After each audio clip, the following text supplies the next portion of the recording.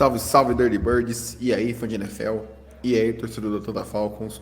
Bem-vindo a mais um Falcons Play Action, episódio 108 aí começando. E nele vamos continuar a nossa análise da gestão do Terry Fontenot e do Arthur Smith, né? Para quem não ouviu o último episódio, a gente revisou as duas temporadas anteriores, né, dessa gestão aí. Então, desde a contratação do Arthur Smith até os nomes que a gente trouxe nas free agencies e drafts respectivos de 2021 e 2022. E no episódio de hoje, o episódio mais curtinho, falando sobre a temporada de 2023. Quais foram as movimentações, o que a gente espera, sem entrar tanto no detalhe de nada, é mais um resumão geral. A gente já fez podcasts separados para o draft, para a free agency e para o calendário, então agora é um resumão geral aqui, uma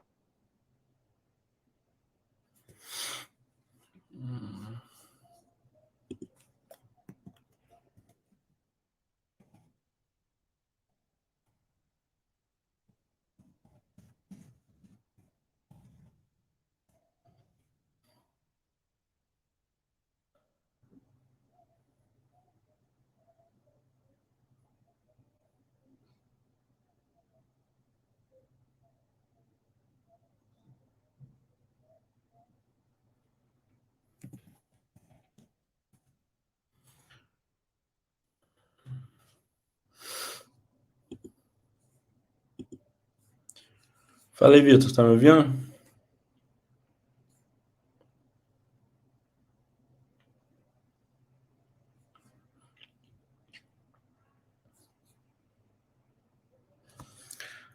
Enquanto o Vitor não volta, né?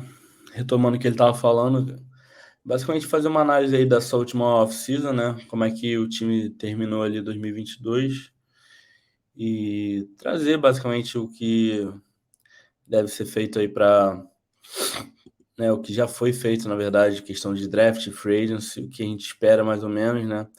A gente já gravou conteúdo relacionado a isso, né? Mas, enfim, é mais para dar, né, a gente separou em três partes esse conteúdo da gestão do Arthur Smith e do Terry Fontenot, e essa parte agora é dedicada para essa última intertemporada, que a gente já falou bastante recentemente, mas que a gente vai relembrar um pouco, né? Até porque com o passar do tempo as opiniões também vão mudando, a percepção das coisas podem mudar para melhor ou para pior, então hoje é trazer isso aí. Outra coisa que eu queria falar também, cara, que, né, acho que o pessoal não comentou no último, mas a gerência do Arthur Smith e do Terry Fontenot é mais nova até que o nosso podcast, né? A gente começou, ainda era o sim. Dan Quinn, o head coach, a gente pegou ali E o, aquela e o Dimitrov e o GM. a gente pegou a transição ali da demissão do Dan Quinn com o Harry Morris de interino. Então, é legal assim que essa a gente está acompanhando de perto desde o começo, claro, porque a gente é torcedor, mas também porque a gente está criando conteúdo aí desde 2020, então acaba que naturalmente a gente vai acompanhar mais de perto, a gente vai debater mais, né? Que às vezes só acompanhar sozinho não é a mesma coisa de você estar aqui debatendo semana sim, semana também. Então, pô, Exato. eu acho que é um fato curioso que é legal destacar também para quem chegou agora, que não acompanha a gente desde o início ali, que, pô, é E, uma gente cara, bem nova, eu então, acho que fala aí. sim. Não, e tipo assim, eu pelo menos como acompanhei a NFL recentemente, eu já comecei a torcer para os Falcons na era Dan Quinn. Eu não vi que era o head coach anterior, nem o GM, eu só vi o Dan Quinn já como assumindo, acho que ele assumiu em 2014, se eu não me engano. Não, 2014 ele estava no Seahawks. 2015. Acho que 2015 ele assume. Então é muito legal ver essa nova gestão vindo com nova mentalidade. É legal ver como essa dupla GM e head coach vão formando o time, moldando o time conforme a sua visão de futebol americano. Não, o Vitor falou ali a experiência dele, cara, mas eu mesmo, eu comecei em 2012, mas eu só conheci o Dimitrov como o GM dos Falcons, né? Porque ele chegou em 2008, a primeira escolha dele já foi Matt Ryan. Então, assim, de head coach mesmo, eu só conhecia ele. Antes do Dan Quinn só teve o Mike Smith também. Então, não teve, tipo, muitos head coaches diferentes também. Mas é Uhum. legal. O que é interessante, né, é ver que trocou os dois de uma vez. Então, eu acho que esse alinhamento, head coach e treinador é importante. Vem dando certo em alguns times, né? O San Francisco 49ers, por exemplo, né? Se eu não me engano, a transição ali, Kyle Shanahan e John Lynch, os dois chegaram juntos no time, e o time, pô, constantemente está em playoff, finais de conferência, Super Bowl. Então é uma gestão, é um tipo de gestão interessante. E assim, eu particularmente não diria que está sendo um sucesso, porque por mil coisas, né? Eu vou começar falando aqui um pouco, né, o que o pessoal já tratou no último episódio, mas eu acho que a maneira como eles receberam o time era muito complicado já entregar resultado de cara. Então eu acho importante sim né, o presidente do time estar tendo a paciência ali de acompanhar a gestão, de entender o processo. Esse ano agora, abriu o cap, o time já fez bastante, né, movimentação, coisas que nas outras temporadas estava meio bastante engessado, para falar a verdade. Então, assim, por mais que a gente não tenha entregado em questão de resultado, né? É só ver, nos últimos 2 anos, desde que o Não, Atos cara, me mas eu vou discordar aqui que a gente não entregou em resultado. Eu ia até falar isso depois, mas desculpa te interromper. Cara, nas duas temporadas a gente ficou 7-10, cara, com elencos que não eram para ficar 7-10. Sendo muito, muito honesto. Então, quando eu digo resultado, é mais questão tipo playoff, temporada vitoriosa, porque assim, bem ou mal, a gente escolheu o oitavo geral nos últimos 2 anos, né? Porque o Arthur Smith escolheu em quarto no 2021, sim, mas foi um recorde do Dimitrov ainda, do Dan Quinn, do Harry Morris. Uhum. Então, em 2 anos a gente escolheu em oitavo e no ano seguinte em oitavo de novo. E assim, mas foi, né, chegando agora onde o Vitor tocou, por mais que a gente tenha escolhido ali no top 10 do draft, né, que geralmente é um indicativo que o time tá mal, eu acho que, assim, o elenco realmente era fraco. Assim, eu ainda acho o elenco, assim, hoje eu já acho o elenco mediano para bom. Mediano. Mediano para bom, Mas concordo. o elenco dos últimos 2 anos era bastante fraco, assim, muito debilitado em várias áreas, principalmente o de 2021, porque, enfim, mas o que acontece? O, o que o Vitor falou, cara, a gente está entregando bastante acima do papel ali, né, que o pessoal fala, assim, né, numa simulação de Madden, nunca que a gente ia terminar 7-10 Nossa, assim. jamais com esses dois elencos, Então, nunca. então, tipo assim, por mais que a gente não tenha temporadas vitoriosas e aparições em playoffs, eu acredito sim que o caminho está certo ali, o plano é claro, né, a percepção que a gente tem é que é uma boa relação ali entre o Terry e o Arthur, pelo menos pelas entrevistas, né? Dá para ver ali questão da confiança, do planejamento conjunto ali, não é cada um fazendo Eu acho que eles estão alinhados, né? Acho que é isso, o principal. então, mas assim, é algo tão óbvio, né? GM e treinador tem que estar alinhado. É tão óbvio Não, que às mas, vezes mas não. não acontece na NFL, várias Exatamente. vezes. Vários times não acontecem, entendeu? Ou pior, às vezes o dono já chega com uma Se determinação. mete também, tipo, só ver o Jared Jones nos Cowboys aí. Mas, Exato. cara, eu sou sempre a favor que tiver uma demissão, por exemplo, se o Arthur Smith for um fracasso daqui 3 anos e for demitido, para mim o Fontenot tem que cair junto. Esse combo GM, head coach, sempre tem que vir um combo novo. É minha opinião, assim, eu acho que não é.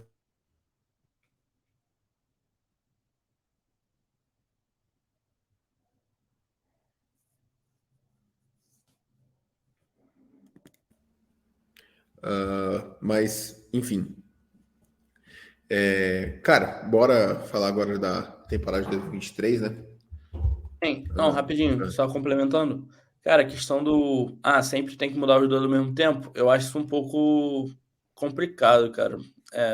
Assim, tem muito caso de head coach que claramente o cara não sabe o que tá fazendo, que no ano seguinte chega um treinador novo com o mesmo time que já estava montado e faz trabalhos diferentes. Então, assim, assim, só pela Mas experiência. eu acho que fica muito nítido quando o caso é assim, sabe? Eu acho que fica muito evidente quando a percepção geral é que o elenco é bom e que tá performando abaixo, como os Broncos ano passado, por exemplo.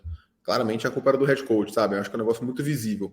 Eu acho É, que dá para perceber quando é um combo e quando a culpa é só do head coach. Ou até o contrário, quando o GM tá montando um time mal e o head coach tá extraindo mais do time que ele pode. Eu acho que no nosso caso foi perfeito ali, cara. Os dois ali ao mesmo tempo. Por mais que assim, o Fortnite tenha feito um bom trabalho por muitos anos, né? O Eu acho que o Dimitrov. time inteiro. Dimitrov. Dimi- Ah, esse foi o Fontenot. Ah, sim, Dimitrov. Por mais que ele tenha feito um trabalho bom por vários anos, eu acho que, assim, hoje é muito fácil falar mal dele e tal, mas, pô, o time foi pro Super Bowl muito por mérito dele, assim, tinha muitos jogadores ali que eram, né, de casa e, pô, também jogadores que ele trouxe na free agency, assim, que foram chaves, o Alex Mack é acho que o melhor exemplo, assim, né, enfim, então, Cara, ele foi o maior GM da história dos nem um Falcons. ponto que eu queria fazer, Acho que mas, isso, acho que isso não tem muito debate. Ele foi, foi o cara que levou o time ao Super Bowl, que fez o Matt Ryan ser. Ele não, né? Mas montou um elenco que fez o Matt Ryan ser MVP. Acho que isso aí não tem muito debate. É que mais pro final ali foi batendo no desespero, ele foi fazendo movimentos desesperados, que é a pior coisa que o GM pode fazer. é muito complicado, cara, ficar mais de 10 anos num cargo e, pô, aí, É, são raros os casos, né? Bill Belichick, assim, pô. e para por aí, praticamente. Mas, bom, vamos entrar então na temporada, né? Assim como a gente fez no episódio passado, falar um pouquinho na ordem cronológica. Então, terminar a temporada de 22, como o Thiago falou, a gente colocou a oitava escolha geral. Mas, antes, tivemos as movimentações da Free Agency, né?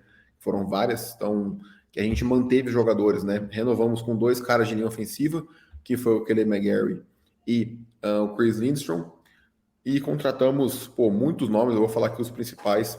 O Taylor Heineke, acho que é um nome importante ser mencionado. O quarterback, Jesse Bates, acho que a principal contratação da temporada é o Jesse Bates. O safety, o Onemata, que é interior de linha defensiva. Tivemos também o Calais Campbell, que também é interior de linha defensiva. O Caden Ellis, que é linebacker, que era do Saints e foi muito bem ano passado. Renovamos com o Lorenzo Carter. Então, trocamos pelo Jeff Okuda, então tivemos muitas movimentações aí. Acho que foi uma das, se não a mais agitada off-season em muitos anos aí pro time de Atlanta, né, Thiago? Cara, é engraçado que, tipo assim, a gente fala que a off-season demora pra passar, e eu acho que no momento que a gente tá agora realmente é o que mais demora, porque passou o É, draft e tudo mais. Só que, pô, parece que foi ontem que a gente tava, assim, no nosso grupo do WhatsApp do podcast, pô, fazendo enquete pra ver, não, qual que você pegaria por esse preço, vamos tentar montar aqui, tipo, a gente aham. brincando, né, de GM.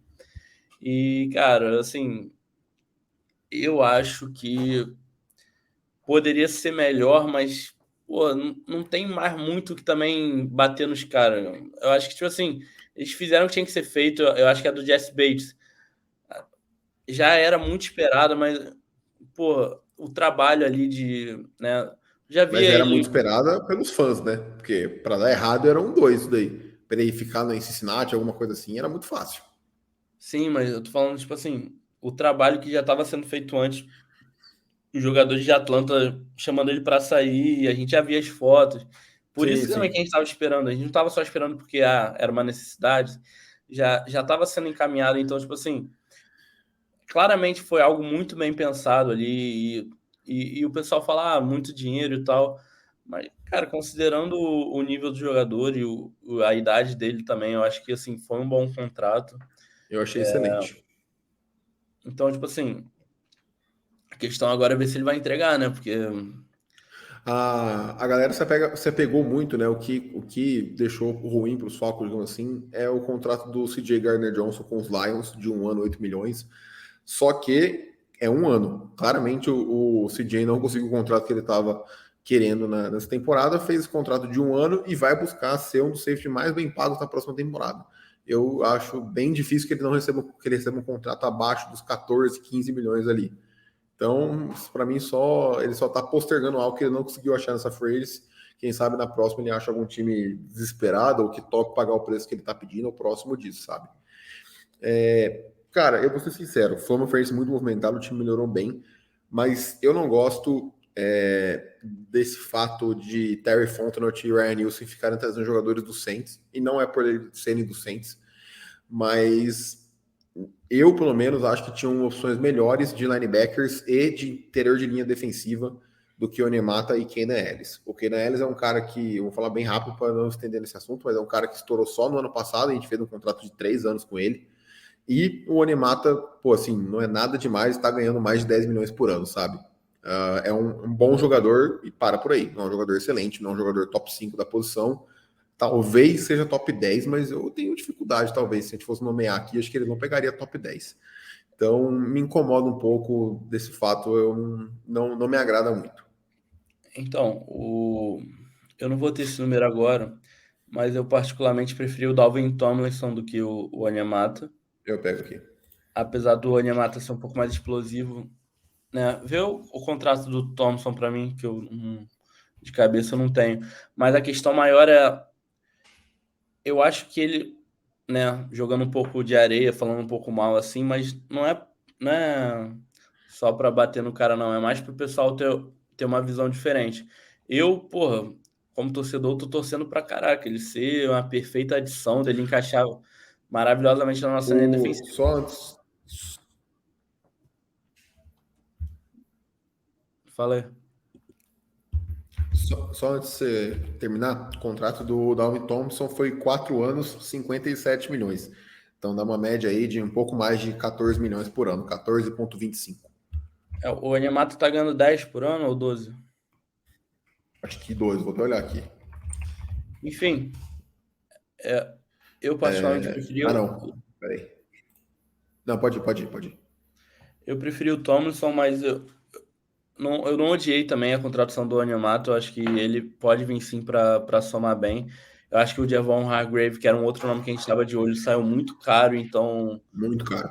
acabou sendo um livramento, na minha O opinião. Onemata foi 3 anos, 35 milhões. Então, praticamente 12 aí por ano. É. Eu preferia pagar O- 2,25 a mais e ter o Thompson, sendo bem honesto. Então vou já embarcar nessa com o Vitão também. O que eu estava falando, eu confio mais no Thomas. Eu, eu quero que o Onyemata tenha todo o sucesso do mundo em Atlanta, mas eu acredito que ele possa ter se beneficiado muito na carreira por jogar do lado do Cameron Cam Jordan Jordan. e do Hendrickson até alguns anos atrás, né, antes dele ir para Cincinnati. E um pouco menos badalado, mas o Shai Tuttle também, que jogava do lado dele na linha defensiva, não é um IDL ruim, né, é mediano assim, mas a questão é que eu, eu, não, eu não sei até onde era tanto assim o jogo do Onyemata e até onde era, pô, tem um companheiro muito bom do lado e tá facilitando a minha vida, entendeu?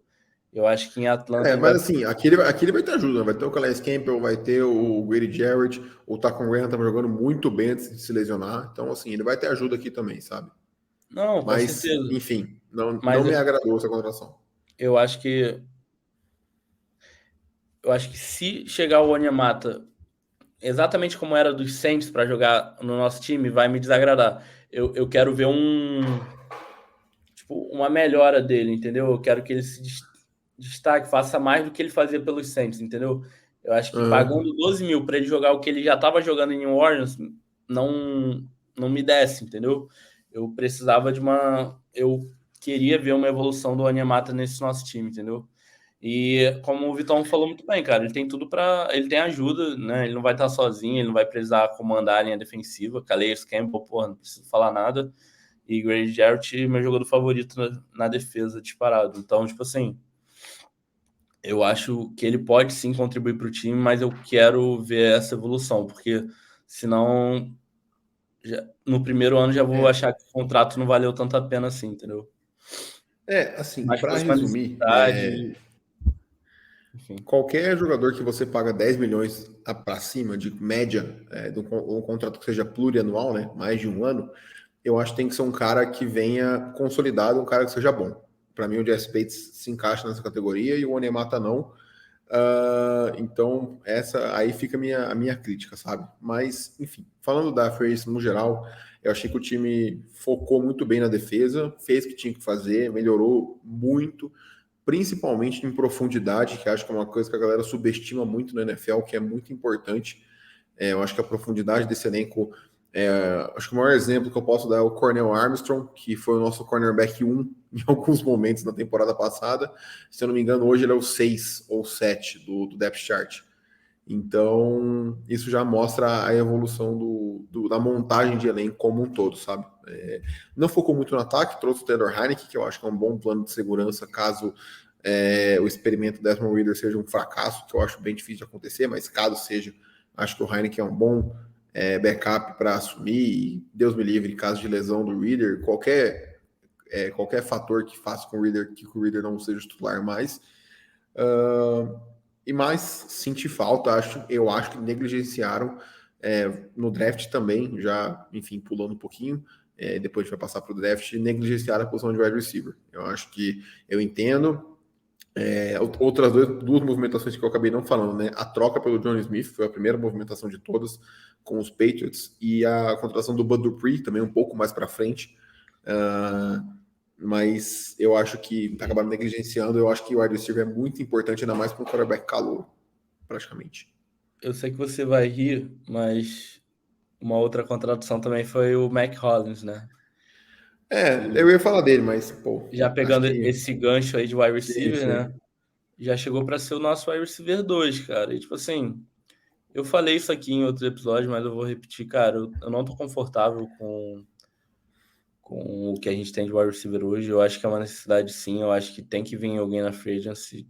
Porra, de qualquer maneira, tem um wide receiver ok ainda para ser contratado. Ou Bom esperar já, o Corey Davis ser cortado dos Jets. A esperança é sempre essa. cara. Pior que tudo que eu li é que o Jets acha ele super importante pro time, tanto que não mandou ele na troca para Green Bay. Cara, não é possível que eles vão manter um cara. Enfim, não vamos entrar muito nesse assunto, mas não é possível que eles vão manter um cara que ganha mais de 10 milhões como quarta opção. Acho que é um Mano, luxo que eles não podem ter, mas enfim. cara, foda, não dá Enfim, pra saber o que passa na cabeça dos sei. caras. Mas é a esperança. O pior vai ser quando ele for cortado e assinar com outro time. Aí, Nossa, não, nem brinca, nem brinca. Eu não vou fazer esse cenário. Esse cenário eu não quero. É, mas, mas. cara, você Falei. falou uma posição que você achou negligenciada. Eu tô um pouco receoso com a posição de cornerback, cara. Corner? Pô, Mesmo com o Mark cara, Felix vindo no draft, eu não tô eu, completamente seguro. eu acho que assim, trocaram pelo Jeff Okuda, trouxeram o Mike Hills, que eu acho que é um bom cara de rotação, não acho que é um cara para ser titular. Draftaram o Clark Phillips. A esperança minha era que o Casey Hayward continuasse, né? Mas ele falhou no teste físico, não tinha muito o que fazer. Eu não acho que é um grupo bom de cornerbacks, mas eu acho que quando você tem um cara que é igual o J. Terrell, que vai ser pago logo menos, né? Vai virar um dos mais, se não o mais bem pago da posição na liga, você vai ter que se contentar com o número 2, o número 3 um pouco abaixo mesmo, não tem muito o que fazer. Apesar de eu ter defendido muito, e ainda acho que foi um erro não ter draftado um corner na posição no dia 2. Cara, tipo assim, eu até abri o Death Chart aqui, que já era pra estar aberto, mas enfim. Foi o que você falou, cara. Tem pessoal bom de rotação, mas, porra, Pô, cara, o Okuda como cornerback 2 é bom, vai. Eu acho que ele é acima da média. Para cornerback 2, isso que eu eu ia acho. falar também. Eu acho que muito depende também qual é a percepção em relação ao Okuda. Cara, Porque, para mim, acho que esse é um. Desculpa te interromper, mas acho que esse é um erro que a galera tem. A gente tá trocando por um jogador, a gente não tá selecionando ele na terceira escolha geral do draft, igual ele foi escolhido pelos Lions. A gente tá pagando uma quinta rodada nele. Então a gente tem que pensar que a gente draftou o Okuda 3 anos depois na quinta rodada por algum motivo. Se ele conseguir jogar como um cara de terceira rodada, para mim tá ótimo. A troca tá excelente. concordo contigo, perfeito, Vitor. Só que, para ele ser o nosso wide receiver 2, eu não me sinto extremamente confortável, entendeu? Ó, nomes aqui, só Mas, jogando, mas né? você não se sente confortável pelo nível. Ah, Eu acho que o nível de wide receiver hoje na liga tá muito forte, cara, pra você ter um cornerback 2 do nível do Okuda. É o mesmo mérito do Onyemata, cara. Eu acho que o Okuda, pra ele entregar o que a gente precisa, ele vai ter que dar um salto, entendeu? Ele não mas pode. o que te preocupa? É o nível técnico dele ou as lesões? Ou os dois? Os dois, cara.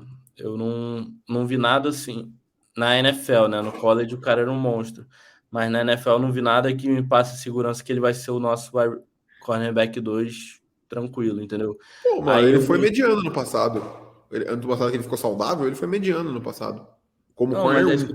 é isso que eu tô falando, cara. O wide receiver 2 da NFL hoje em dia tá um nível muito alto, que não era esse nível quando eu Sim, comecei a assistir, entendeu? sim, Aí eu outros concordo. nomes aqui que você não falou, tem o Darren Hall, o Acho ok pra rotação. Clark Phillips eu falei, né, que foi a escolha de quarta rodada da gente. De Sim. Alford, que eu Acho ok não, pra rotação também. não adoro, mas enfim. Trey Flowers e Natrone Ok pra Brooks, rotação. que não é um nome que eu conheço, mas enfim. É. Pode ser Enfim, cortado, a gente fechando um grupo de 6 corners aí, a gente tem AJ Terrell, Okuda, Mike Hills, Clark Phillips, D. Alford, um que você falou agora que me fugiu o nome, e o Trey Darren Hall, Flowers. O Trey Darren Hall e o Flowers. Trey Flowers. Esses são os 6. Cara, eu acho que são 2 corners, um muito bom barra elite, o outro médio para bom e 4 caras de rotação. Eu acho que é isso. Eu acho que tá ok. Acho que tem que melhorar para o ano que vem, para 2024, mas acho que tá ok para agora. Não, Pelo que a gente podia fazer, sabe?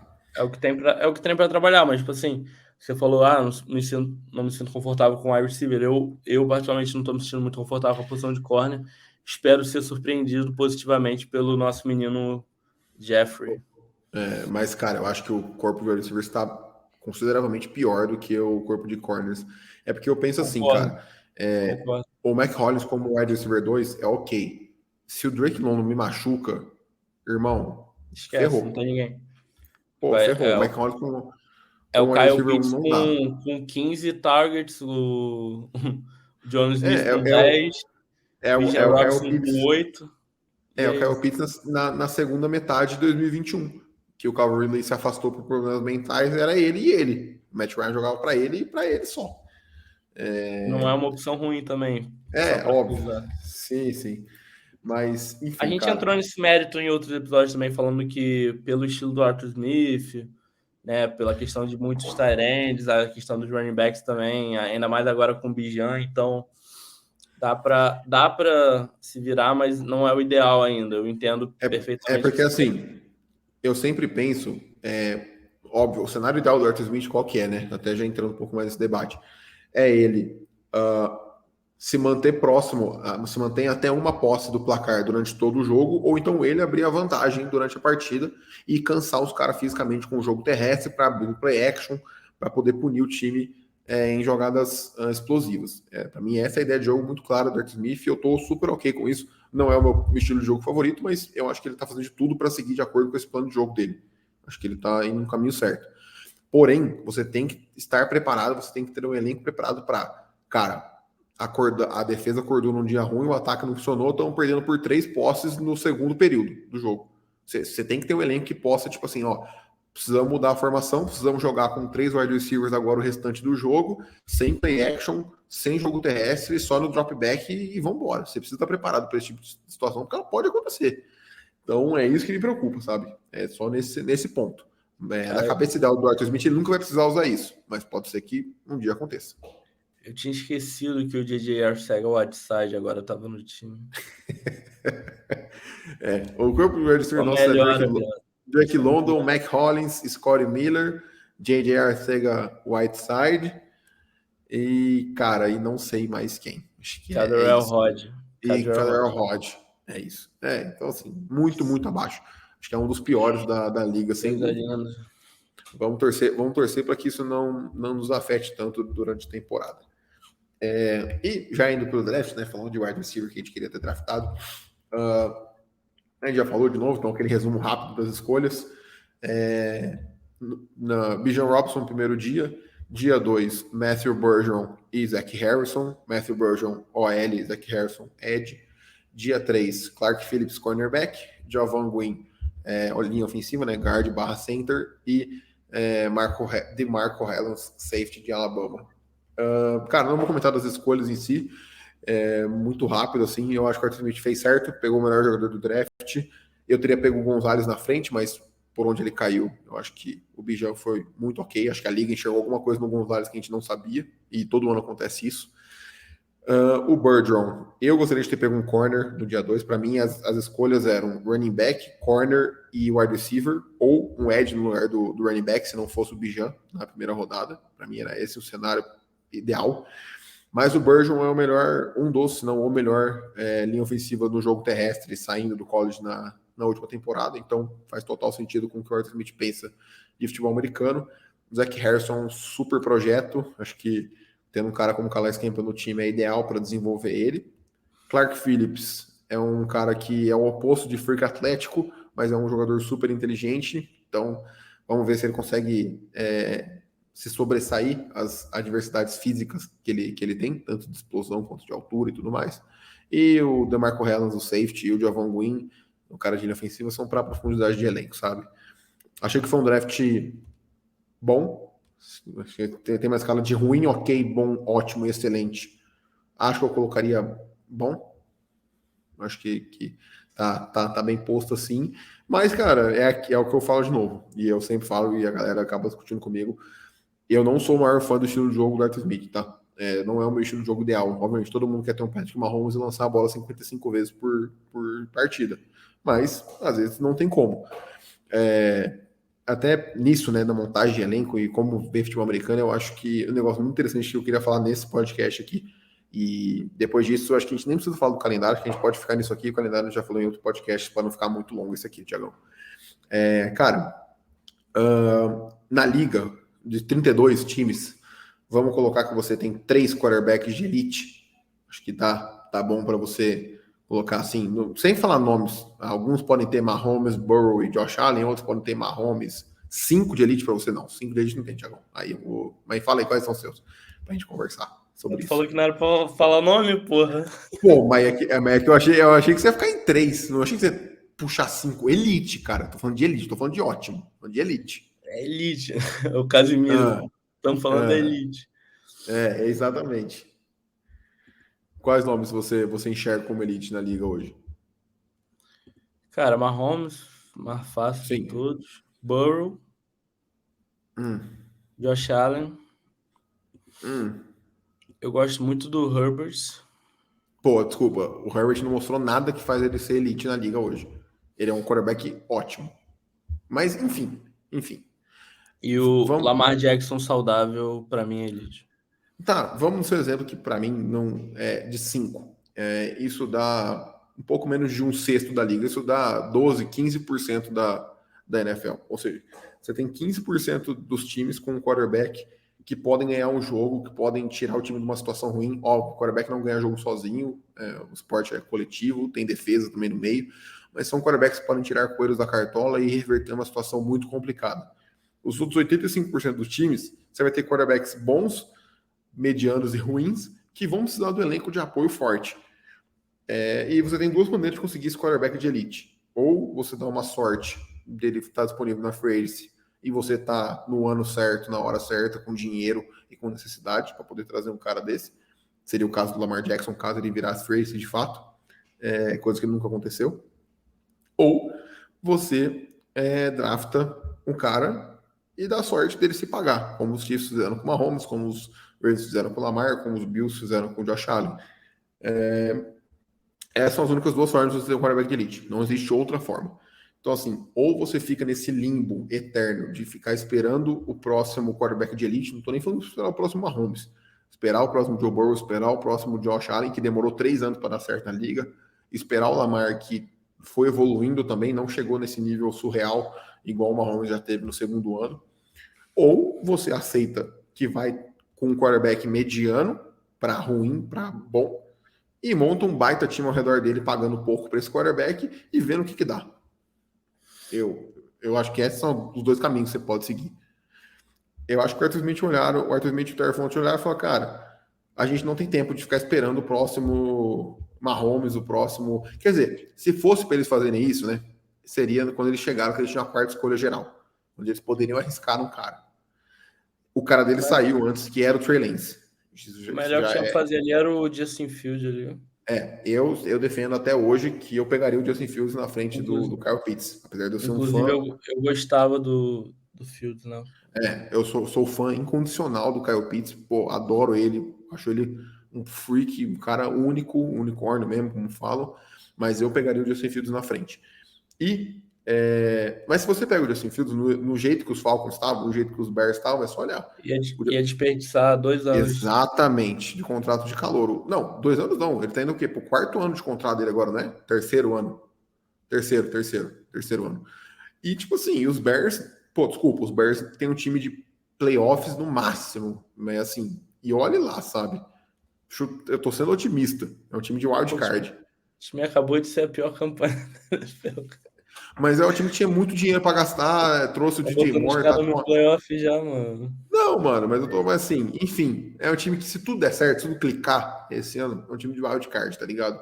Então, é um time que vai brigar por título, se tudo der muito certo, no ano que vem, no quarto ano de contrato dele. Então, assim, eu acho que o Arthur Smith e o Fonson fizeram certo, cara, de não arriscar em nenhum quarterback e montarem um time ao redor, e caso o Desmond Ridder não se pague, não vingue, igual a gente imagina que ele vai vingar, a gente já tem um time meio pronto, para quase pronto, para 90% pronto, que assim, cara, falta um quarterback para comandar esse time.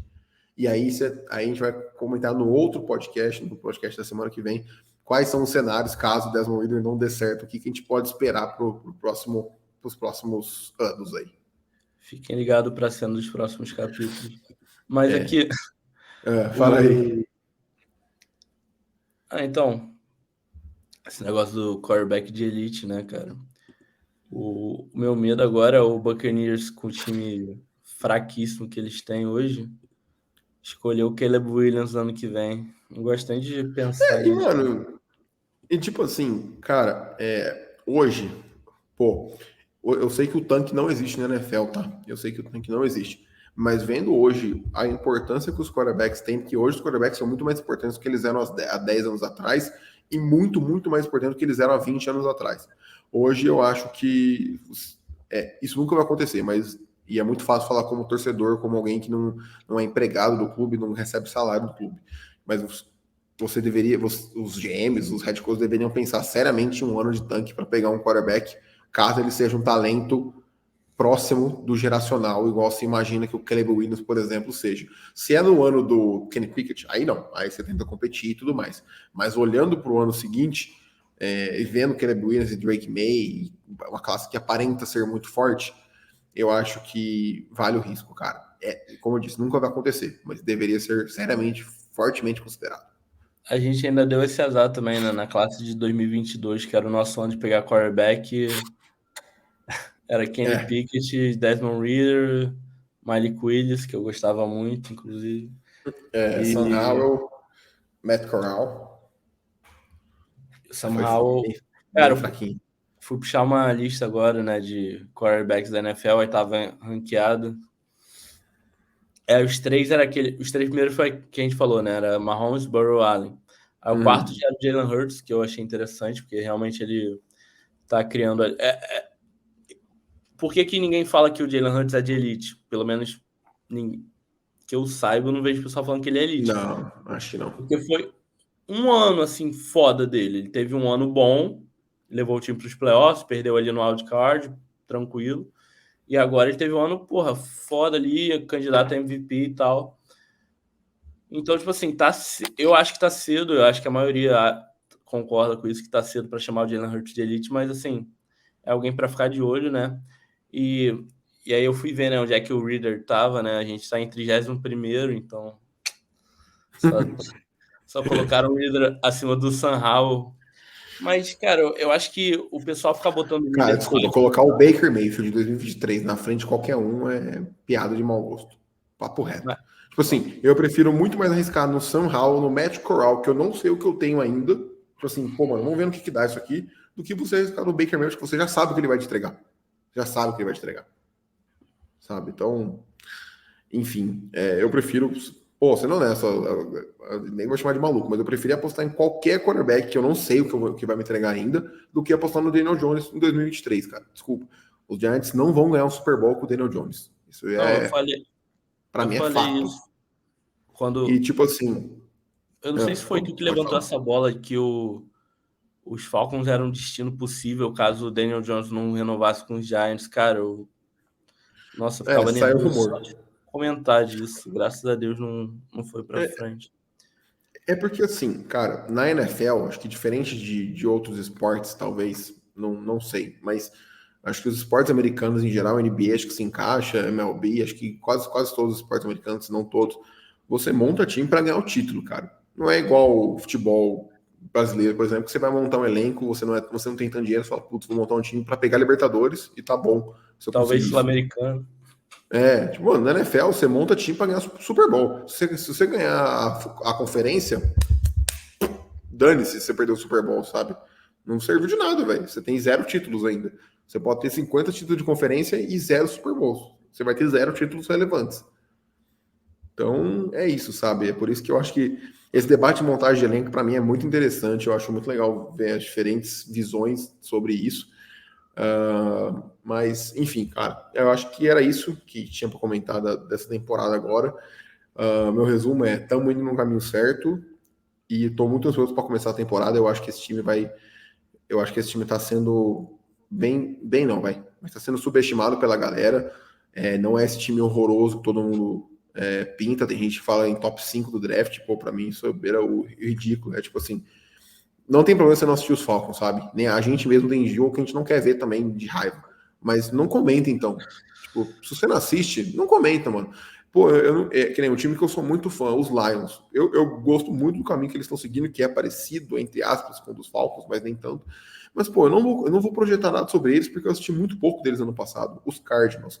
Cara, eu sei que o time dos Cardinals tá horrível, mas eu não vou comentar porque eu não assisti o time dos caras. Eu não sei o que esperar, sabe? Então, tipo, pô, se você é um analista, se você é qualquer pessoa de Twitter, de Instagram, de YouTube, que trabalha com a NFL no geral, e vai comentar sobre todos os times, os 32 times, ou você assiste os 32, ou se eu ver, eu vou te criticar. Porque, pô, mano, se o seu trampo é esse, se o seu hobby é esse, o meu hobby é falar sobre os Falcons. Por isso que eu só foco nos Falcons, por isso que eu crio um podcast dos Falcons. Eu não crio um podcast de 32 times, tá ligado? Então, é isso. É um desabafo aí, mas eu acho que essa temporada a gente vai surpreender muita gente. Eu acho que vai ser bem interessante. Cara, eu vi previsão de Falcons 1,16 esse ano, cara. Nossa, não, vamos não comentar sobre isso, porque eu não quero causar animosidades com Não, analistas. mas, tipo, a galera, tipo, que trabalha, tá ligado? Tipo, o trampo da pessoa é, tipo. Porque E a a gente pessoa, e a pensa. pessoa tá em, e a pessoa tá em rede nacional, hein? Não é qualquer um, não. O cara tá em rede nacional falando isso. Enfim, depois a gente pega os cortes aqui, faz um. Quando acabar a temporada, a É gente faz, isso. a gente faz um Só, TikTok. só pegando os trash talk da galera.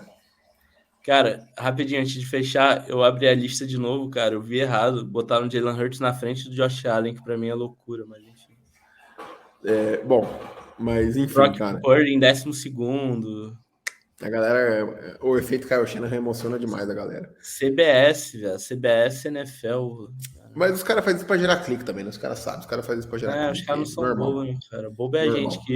que dá o papo reto. O dia que a gente começar a Exato, falar merda, porra, vai vir todo mundo em cima pra comentar quem a exato. gente tá A errado. gente se prepara aqui pra tentar falar o mínimo de merda possível, evita falar dos outros times pra não falar besteira. Os caras falam, não, vambora. Vambora pra gerar clique, tem que pagar as contas. Mas, pô, Tiagão, acho que é isso, mano. Da minha parte, tá fechado. Não sei se tem mais alguma coisa que você queira comentar aí. Não, cara, acho que foi perfeito quando você diz que o caminho tá certo. Eu acho que a gente tá. Acho que a gente tá numa crescente, por mais que a gente tenha escolhido o oitavo geral 2 anos seguidos, eu acho que só olhar número assim. Claro que o número importa, né? Não dá pra discutir com o número. Mas, pô, pra quem acompanha mesmo, cara, claramente o time tá num projeto bom.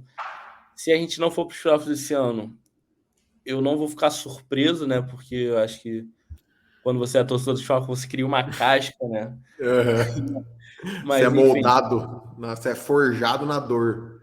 exatamente. Mas eu acredito, sim, que esse time tem aspirações muito boas para 2024. Né? Esse ano eu acho que já é bem possível um wild card. Eu né, a galera fala muito dos Saints, porque tá com o Derek Carr. A galera do Panthers acha que o Bryce Young é o próximo não sei o quê. Mano, eu acho que é bem possível Assim como a gente Atlanta tá ir. empolgado com o Reader também, tá? Todos os times da NFC Sul são uma incógnita. Pô, mas Todos. nem se compara com os caras. Não, beleza, mas tipo assim, eu acho que, por exemplo, o torcedor do Saints e dos Panthers tem motivos para falar, tipo, pô, esse cara dos Falcons estão viajando. Eu acho que todos os times estão uma incógnitas, mas eu acho que o time mais seguro hoje são os Falcons. Não, eu acho que eu acho que a aposta mais segura é que o Bucks vai terminar em último. Aí, perfeito. Pô, você foi perfeito nessa análise. E, cara, um outro ponto antes de você terminar, só para eu fechar minha parte, que a gente não pensa muito, né? A gente pensa muito na evolução do jogador, mas um cara que está evoluindo é o Arthur Smith também. O Arthur Smith é o primeiro trabalho dele como head coach, e ele está indo para o terceiro ano dele. Ele teve erros nas temporadas anteriores em gestão de relógio, gestão de timeout, essas coisas, até de chamadas mesmo. E ele está evoluindo na criatividade, ele está evoluindo na maturidade mesmo de ser um head coach. Então, acho que esse é outro ponto para estar empolgado, sabe? Eu acho que esse é o ano que o Arthur Smith precisa dar o salto para se consolidar e falar, cara, eu sou um bom head coach na liga e eu vim para ficar, sabe? Não é aquele cara que vai bater head coach e vai voltar a ser coordenador ofensivo daqui 2, 3 anos. Eu sou um pouco mais cético em relação ao Arthur Smith, mas eu, ao mesmo tempo que eu não acho ele essa bola toda, eu acho Não, eu que acho que ele não é essa bola toda ainda. Eu acho que esse ano ele tem que se firmar com essa bola toda. Acho que é isso. exatamente. Mas eu acho que ele tem um plano muito claro na cabeça dele, eu acho que ele sabe bem o que ele quer fazer. Então eu tô confiando, né? Até que ele me dê motivos para deixar de confiar. Exato. Então, Exatamente. acho que em relação ao técnico é isso, cara. Em relação ao time, eu já falei aqui várias vezes, cara, eu tô confiante que esse time possa trazer coisas boas. Eu acredito sim que, pô, eu não tava aqui no episódio de calendário, mas eu acho que 9, 10 vitórias é bem plausível para esse time. E, e vamos buscar, cara. Eu acho que agora, sim, as peças estão no lugar, mas não tá nada feito ainda, entendeu? Exato, Eu acho que a exatamente. única coisa, assim, que bota esse time no top 5 do draft é lesão. Minto, Também. lesões, no plural. Lesões no plural. Concordo, Então, 100%. tipo assim, cara, vamos para cima que eu, né, já adiantando um pouco do próximo episódio, eu acho que a projeção de futuro para os Falcons tá no verde. A setinha tá apontada para cima. Tá puxel, como diria o Luxemburgo.